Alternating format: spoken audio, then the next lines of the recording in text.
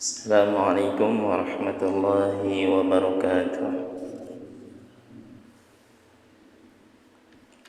Nahmaduhu wa nusalli wa nusallim ala rasulihil karim, amma ba'd. Kaifa halukum? Kaifa imanikum? Apa kabar? Bagaimana imannya? Sehat? Badannya sakit? Kalau imannya kuat, insyaallah istiqomah jamaah. Tapi sebaliknya imannya sakit, badannya kuat, ada banyak alasan untuk tidak datang ke masjid.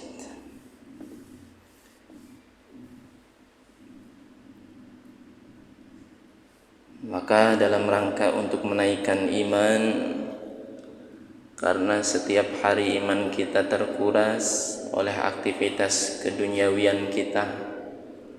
Setiap hari kita berhubungan dengan dunia, mencari nafkah, yang dagang-dagang, yang bisnis-bisnis, yang datang ke kantor, yang tukang, begitu pun.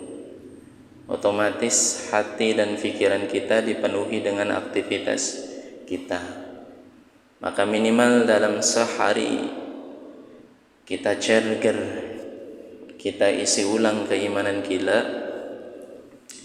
yakni salah satunya dengan sebab kita duduk-duduk di majelis ta'lim seperti ini.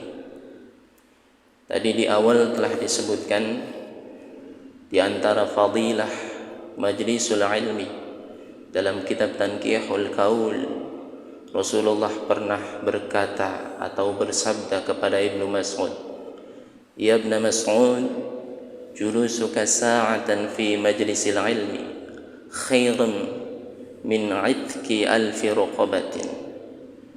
Dudukmu sebentar saja di majelis ilmu, la tamussu qalaman, tidak membawa pena, apalagi membawa pena. Ini datang saja membawa badannya tok.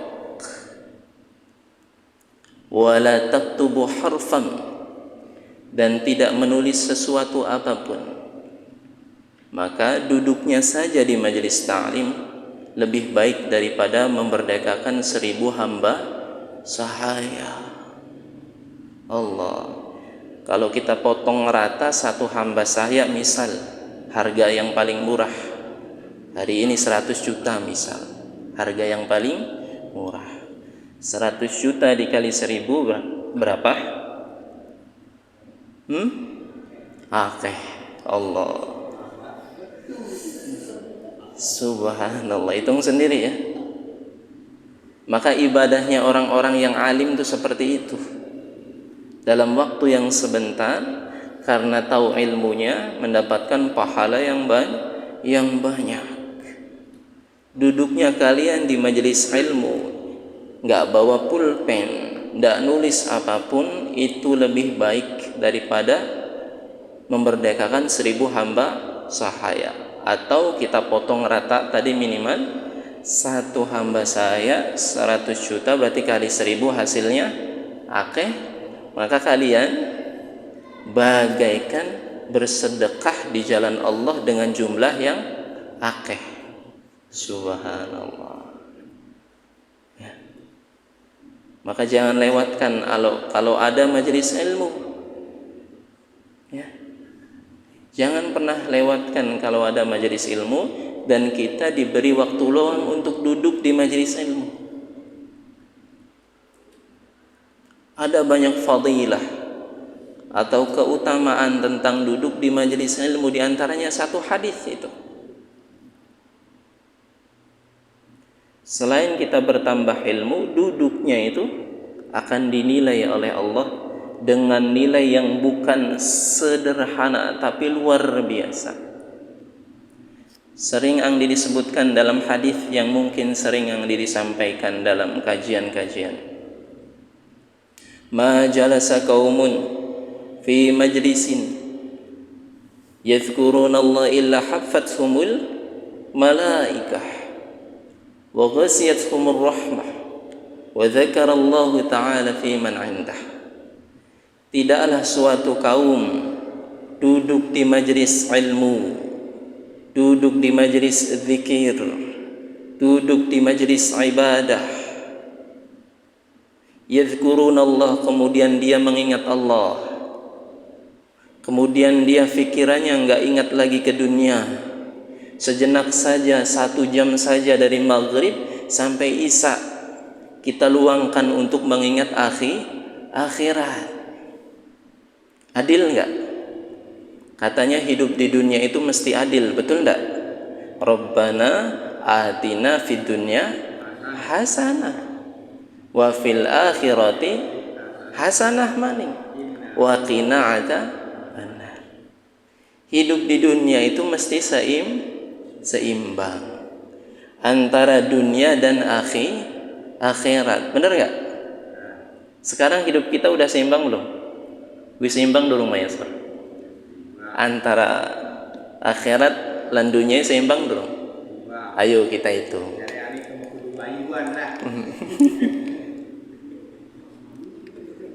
Sekarang kita hitung seimbang enggak? Dalam 1 hari ada 24 jam. 24 dibagi 2 jadi 12 jam. Maka kalau kita adil dengan perkara dunia akhirat, seharusnya perkara 12 jam untuk dunia, perkara 12 jam untuk akhirat. Sekarang kita tanya kembali, sudahkah hidup kita demikian dalam sehari? 12 jam kangge mikirakan dunia, 12 jam kangge mikirakan akhirat. Mengkonon boleh? Ya wis dihitung man. Dalam sehari ada 5 waktu sholat. Setiap waktu sholat kita membutuhkan berapa menit? 10 menit. Kita potong rata lah, yang paling khusyuk nih 10 menit. Ya. Dalam satu waktu sholat 10 menit. 10 dikali 5 berarti 50 menit. Berarti dalam sehari kalau kita melaksanakan sholat 5 waktu itu baru 50 menit mengingat akhirat. Sejam kurang 10 menit. Adil enggak? Adil boleh? Masih banyakan mana?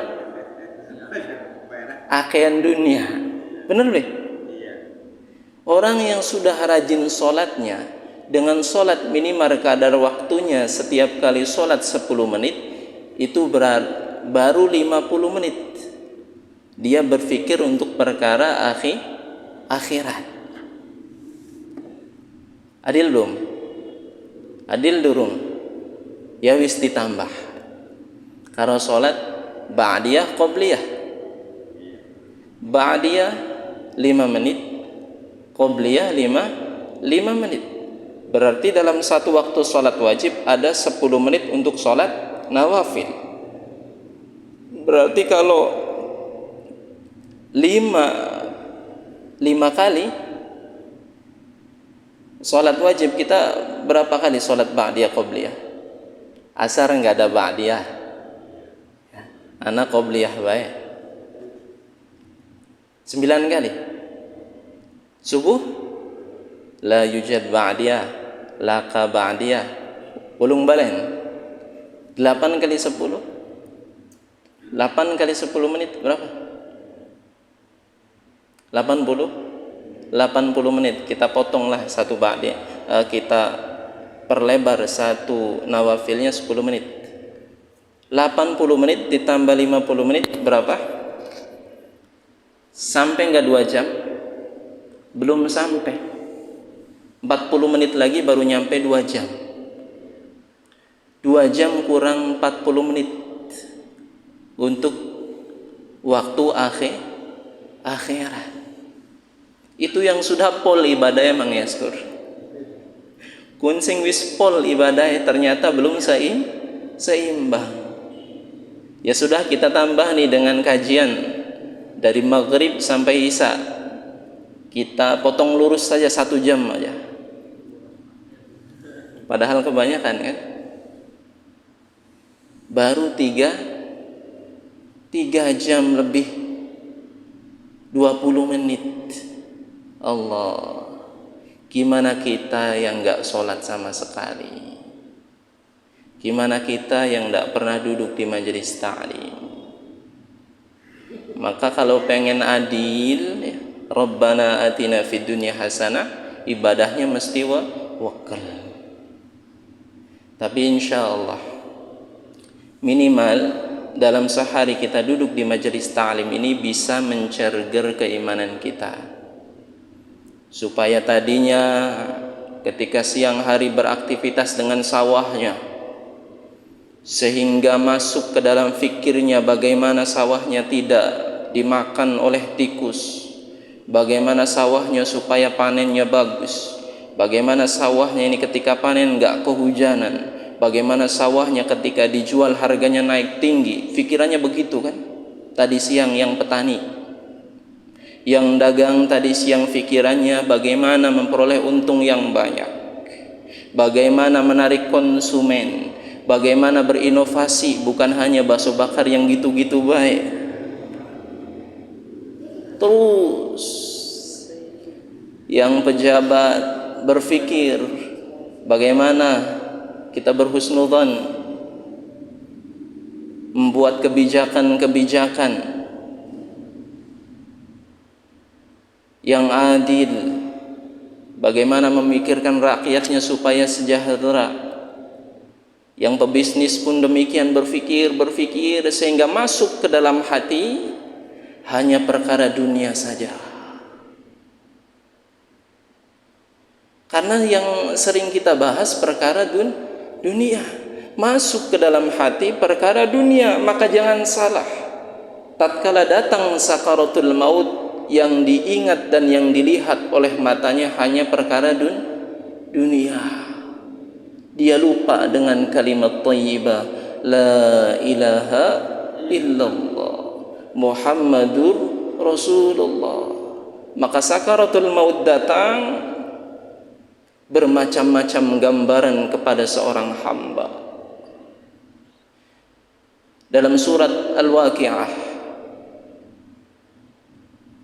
ada seorang hamba yang taat pada Allah, istiqamah taat pada Allah, dalam kondisi apapun, dalam bagaimana apapun dia tetap berusaha untuk taat pada Allah.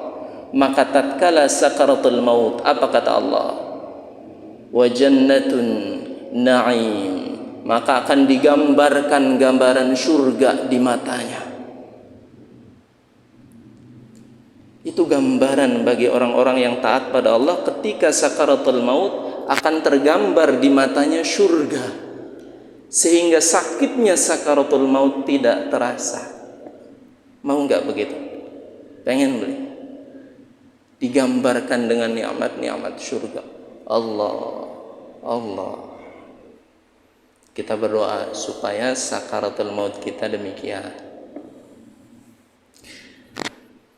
Bismillahirrahmanirrahim. Sekarang kita masuk ke materi. Hari ini kita sama-sama belajar tentang fadilatus salat, tentang keutamaan salat. Awwalu ma yuhasabu bihi al-'abdu yawmal qiyamati as-salat. Fa in saluhat saluha sa'iru 'amalihi wa in fasadat fasada sa'iru 'amalihi. Amal pertama kali yang akan dihisab adalah salat. Jika salatnya baik, maka seluruh amalnya baik. Tapi jika salatnya rusak, buruk, maka menandakan amal yang lainnya pun buruk. Maka memperbaiki salat bukan perkara yang sepele, perkara yang besar. Hubungan antara hamba dengan Allah melalui salat.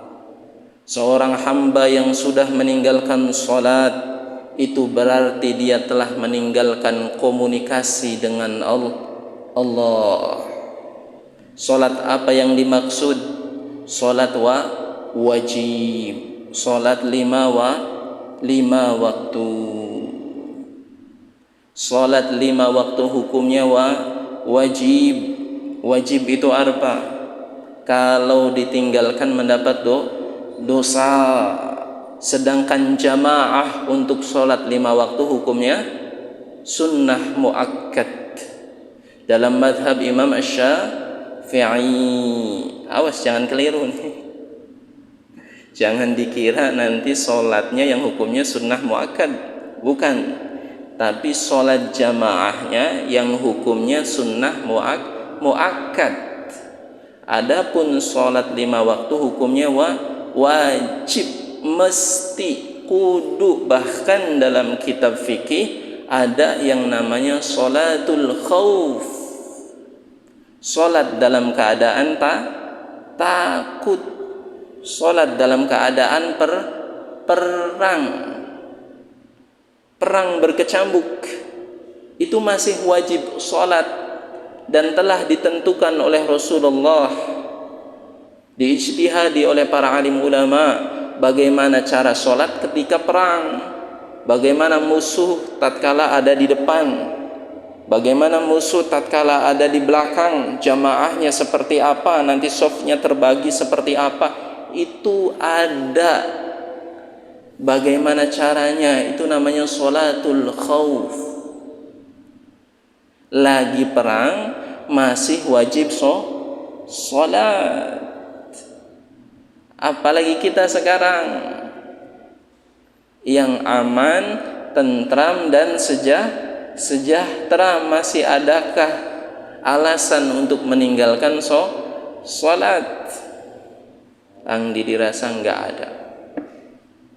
Sholatul khauf, sholat dalam keadaan takut atau dalam keadaan berperang. Nanti kapan-kapan kita bisa praktek ya. Ya semoga nggak ada perangnya. Ya. Yang penting kita tahu sholatnya seperti apa. Perang ning sawah. Karing gawa sarung bae wis ning sarung. Nanti kalau musuh ada di depan, ya sholatnya seperti apa? Kalau musuhnya dalam keadaan standby, nggak lagi perang, nggak siap perang, tapi posisi ada di depan, maka di situ disunnahkan untuk jamaah. Nanti sholatnya seperti apa? Shafnya terbagi menjadi beberapa. Tatkala rakaat pertama, maka rakaat pertama yang terlebih dahulu melaksanakan sujud, rakaat di belakangnya nggak sujud. Nanti detailnya insyaallah kita belajar, semoga tercapai. Bagaimana sholatnya? Kalau musuh ada di arah belakang, nanti ada hirosah namanya. Hirosah itu menjaga. Penjaga ini tidak perlu di waktu perang juga nggak apa-apa. Seperti sekarang ya, kalian menjaga motor misalnya, lagi rawan motor, itu nggak apa-apa salah satu atau dua orang ke belakang nunggu motor supaya nggak hilang. Itu namanya kalau dalam Islam hirosah. Maka matanya itu akan terhindar dari api neraka. Nanti jamaahnya setelah jamaah selesai di depan, baru dia nanti masuk dua orang jamaah. Jadi kalau angdi dinyuruh kalian itu bagian daripada syariat Islam, itu namanya hirosah. Ya, makanya alhamdulillah tahun ini nggak ada yang hilang. Meskipun kabar-kabar ya, di tempat lain ada yang hilang, karena di sini menerapkan hirosah. Kadang-kadang satu orang, kadang-kadang dua orang. Suruh jaga di depan atau sambil nusuk juga nggak apa-apa untuk memancing. Itu nggak apa-apa ya. Jadi jangan khawatir, saya nggak sholat tahajud, keutamaan kamu lebih afdal. Kamu dapat 2 pahala. Pahala yang pertama, kamu menjaga ketenangan orang yang berjamaah. Maka kamu akan mendapatkan pahala orang yang berjamaah. Kemudian yang kedua, kamu juga akan terhindar matanya dari api neraka karena sebab menjaga. Jadi kalau kalian masuk neraka, matanya doang yang nggak kebakar. Misal syukur semuanya nggak masuk neraka, masuk surga. Ya, itu namanya hirosah. Itu nggak mesti diterapkan dalam perang ya, tergantung keadaan kita. Ya. Makanya sekarang kalian bergantian seperti itu, maksudnya tuh supaya orang jamaah tenang ya, 2 orang atau 1 orang bergantian. Maka perkara sholat ini perkara besar. Bahkan dalam hadis-hadis yang berkaitan tentang akhir zaman, tidaklah Allah Subhanahu wa ta'ala mengkiamatkan dunia ini kecuali sudah tidak ada lagi orang yang sholat. Jadi sholat itu penyeimbang dunia, sainsnya seperti itu. Kalau nggak ada orang yang sholat, yang bersujud kepada Allah sebagaimana gunung kan itu kaidahnya dalam ilmu sains sebagai paku bumi, menjaga keseimbangan dunia. Maka kalau dalam agamanya orang yang sholat itu menjaga keseimbangan dunia. Maka dalam mafhum hadis yang berkaitan tentang akhir zaman, kalau seandainya di dunia ini tidak ada lagi orang yang bersujud alias orang yang sholat, maka Allah akan mengkiamatkan dunia ini, menghancurkan dunia ini. Maka seharusnya orang-orang di luar sana yang tidak pernah menjaga sholat atau bahkan sudah meninggalkan sholat berterima kasih kepada kalian, kepada jamaah maghrib, kepada jamaah Masjid Jami' Nurul Huda, kepada jamaah musola yang melaksanakan sholat. Sholat itu bukan perkara sepele, perkara besar. Bukan besar lagi, tapi besar. Karena bahkan dalam hadis yang lebih keras lagi, saking pentingnya perkara sholat, man tarakas shalah faqad kafar. Barang siapa yang meninggalkan sholat, maka sungguh ia telah kufur, telah kafir. Ini kaidahnya kalau dalam ilmu fikih, imannya lambat laun akan hilang, bukan langsung murtad ya. Imannya lambat laun akan hilang, kesempurnaan imannya itu akan hilang. Tapi kalau dalam kaidah ilmu fadailul a'mal, maka tidak ada artinya seorang mukmin tatkala meninggalkan sholat. Jangan sekali-kali meninggalkan sholat. Sholat itu perintahnya itu langsung dari Allah, dipanggil Rasulullah dalam peristiwa Isra Mi'raj.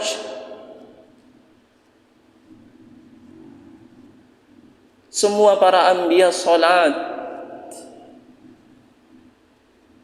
Sholat itu tiang agama. Man aqamas shalah faqad aqamad din, wa man taraqas shalah faqad hadamad din. Barang siapa yang mendirikan sholat, maka sungguh dia telah mendirikan agama. Tapi sebaliknya, barang siapa yang meninggalkan sholat, maka sungguh dia telah menghancurkan agamanya diri sendiri. Saya mah belum nutup aurat, sholat. Saya mah masih kadang-kadang pegang gendul, sholat. Saya mah sering khilaf, lagi lunga ning pinggir sawah, ana bonteng mateng, bonteng ewo, celekut, khilafan, matur bonteng. Salat. Sebesar apapun maksiat kita, jangan tinggalkan salat. Karena salat itu akan menuntun seorang hamba menjadi pribadi yang lebih baik. Innas salata tanha 'anil fahsya'i wal munkar.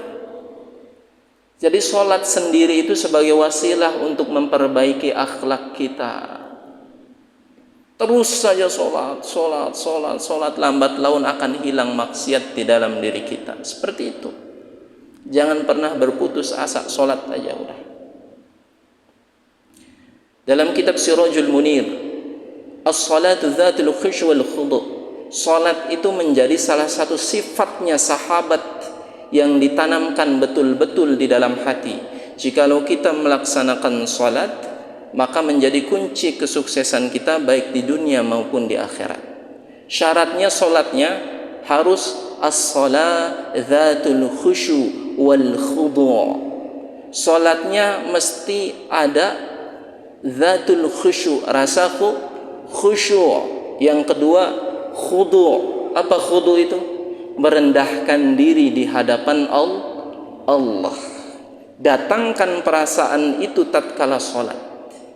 Apapun jabatan kita, apapun prestasi yang kita raih dalam kehidupan kita, siapapun diri kita, tatkala takbir Allah, ucapkan kata Allahu Akbar.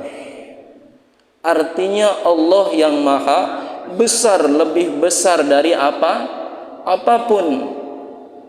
Pakai isim mubalaghah, akbar, bukan kabir. Asal katanya kabir. Kabir juga besar.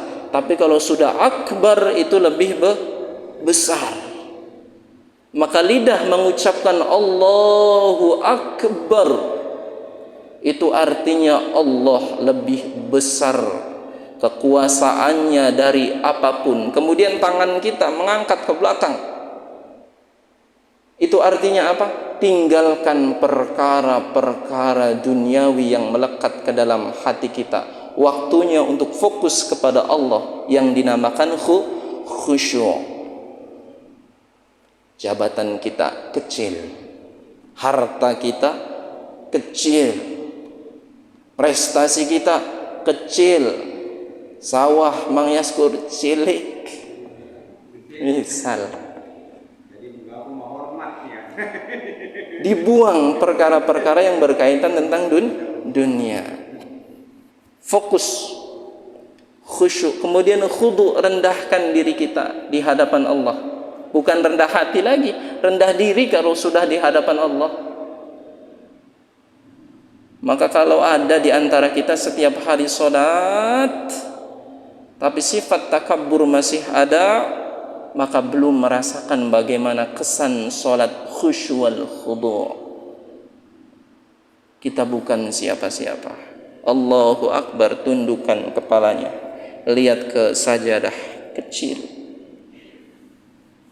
Seakan-akan kematian ada di depan kita, surga ada di sebelah tangan kita, neraka ada di sebelah kiri kita.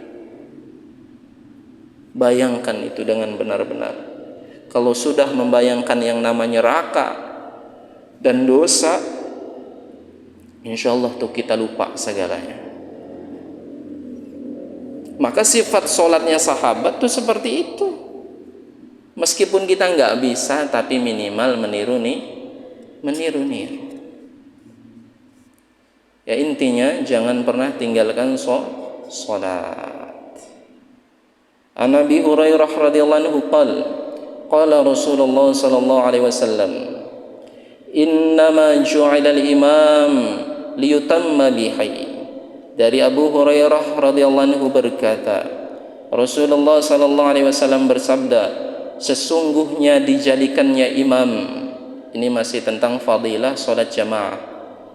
Sesungguhnya dijadikannya imam liyutamma bihi, agar makmum mengikuti imam. Ini masih tentang fadilah salat jamaah. Sesungguhnya dijadikannya imam agar makmum mengikuti gerakan imam. Fa idza kabbara fakabbiru, jika imam bertakbir maka makmum bertakbir. Wala tukabbiru hatta yukabbira, janganlah makmum bertakbir terlebih dahulu sebelum imam bertakbir. Ini faidah tentang salat jamaah. Jangan sampai jamaah kita batal karena mendahului imam, atau sebaliknya kita suka selengean. Apa selengean? Suka mentakhirkan dua rukun terhadap imam. Ini juga bisa membatalkan jamaah. Wa idza raka'a farka'u. Apabila imam ruku, maka makmum ikut ruku. Wala tarka'u hatta yarka'. Janganlah makmum ruku kecuali imam telah ruku. Ana sing mengkonon kabir. Wa idza qala sami'allahu liman hamidah. Apabila imam mengucapkan sami'allahu liman hamidah, berarti bangkit dari ruku. Faqulu, maka ucapkan makmum, Allahumma rabbana walakal hamd. Ditambahkan menurut Imam Nawawi, mil'us samawati wa mil'ul ardi wa mil'u ma syi'ta min syai'im ba'du. Suwe beli lamunan temenan mah radakan kan lumayan. Bagaimana saudara kita yang sholatnya 7 menit tarawih? Kira-kira kebaca beli? Allah ya. Wa idza sajada fasjadu. Apabila imam sujud, maka makmum ikut sujud. Wala tasjudu hatta yasjuda. Janganlah makmum bersujud sehingga imam telah sujud. Wa idza shalla qa'iman fasallu qiyaman. Maka tatkala imam salat secara berdiri, maka makmum pun salat secara berdiri. Wa idza shalla qa'idan fasallu qu'udan ajma'in. Apabila imam salatnya duduk, maka makmum boleh mengikuti imam salatnya duduk. Tapi dalam mazhab Imam Asy-Syafi'i, perhatikan, dalam mazhab Imam Asy-Syafi'i, kendati pun imam, ya, jikalau ada imam yang salatnya duduk karena sakit dan lain sebagainya, maka tetap makmum yang mampu berdiri tetap berdiri. Ini dalam mazhab Imam Asy-Syafi'i, mazhab kita. Ya, meskipun ada ikhtilaf dari mazhab yang lain, di antaranya mazhab Imam Malik yang membolehkan ikut duduk, tapi kita tetap berdiri. Fiqhul hadis. Fikih hadis ini apa? Wujubu mutaba'atil imam, wujubu mutaba'atil ma'mum li imamihi. Wajib makmum itu mengikuti imam selagi imam itu menunaikan hak tumakninah. Apa tumakninah? Berhenti sejenak, minimal kadar ucapan subhanallah dari perpindahan setiap rukunnya, maka makmum wajib mengikuti imam. Kecuali imamnya super cepat sehingga tidak memperhatikan lagi tumakninahnya. Minimal kadar tumakninah adalah ucapan subhanallah dengan lafaz yang jelas. Maka boleh makmum untuk mufarik, tidak berjamaah dengan imam tersebut. Ya. Maka lihat kadar tumakninahnya. Kalau kita kan di sini problem, ya, di sekitar Indon, apalagi di medsos kan tumakninah ya problemnya ya. Apalagi waktu sholat tarawih kan, banyak versi-versi yang sholat tarawihnya bukan main, kelas-kelas motor GP kan, weng ya. Maka tetap kita mengikuti koridor syariat, kita mesti menunaikan tumakninah ya. Makmum wajib ngikutin imam. Bahkan kalau seandainya imam itu sujud sahwi, misal nih Ang Didi sujud sahwi, padahal kalian sadar Ang Didi nggak ngelakuin kesalahan, kalian lihat imamnya itu sujud sahwi, maka makmum ikut sujud sahwi meskipun kalian sadar imam itu tidak melakukan kesalahan.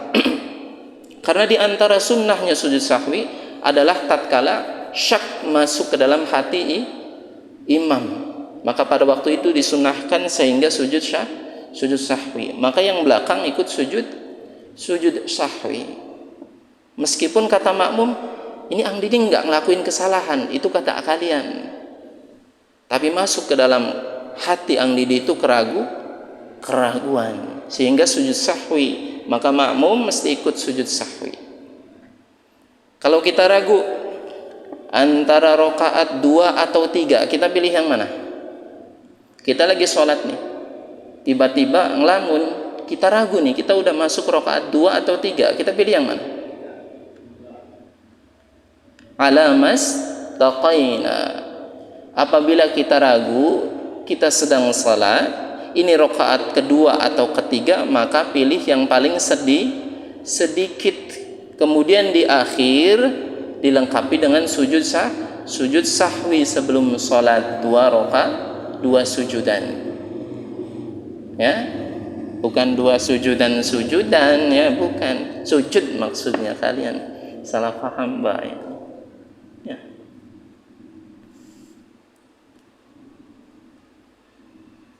Bacanya seperti apa? Subhanahu man la yanamu wa la yashu. Allahu akbar. Berdiri lagi, sekedar tuma'ninah, kemudian Allahu akbar, baru salam. Ya. Jadi kalau ragu antara 2 dan 3, maka kita memilih yang 2, jangan yang banyak. Masih mending kita lebih.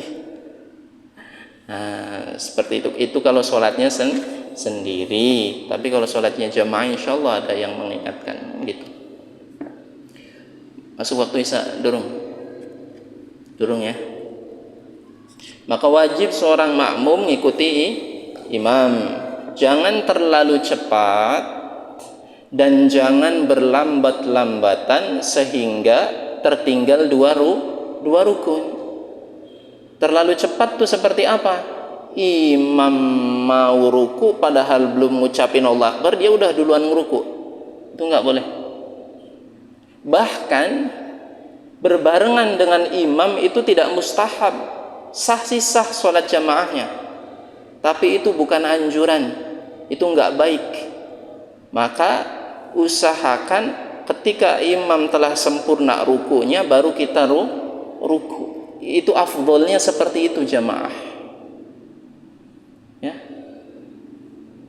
Jangan lelet sampai tertinggal 2 rukun, jangan pula terlalu cepat. Minimal berbarengan dengan imam. Afdol kita lihat imam perpindahan rukun intiqalnya sempurna atau belum, baru kita pindah.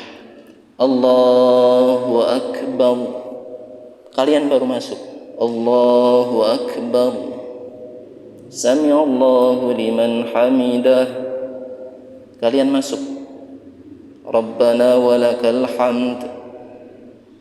Imam ruku, Allahu akbar. Sempurna rukunya imam, kalian masuk. Allahu akbar. Seperti itu, ya. Alhamdulillahirabbil alamin. Sudah masuk waktu isya.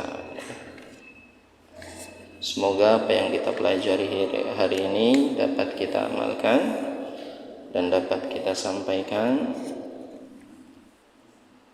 Kita tutup dengan doa kifaratul majlis. Subhanallah bihamdihi, subhanallah bihamdika, asyhadu an la ilaha illa anta, astaghfiruka wa atubu ilaik.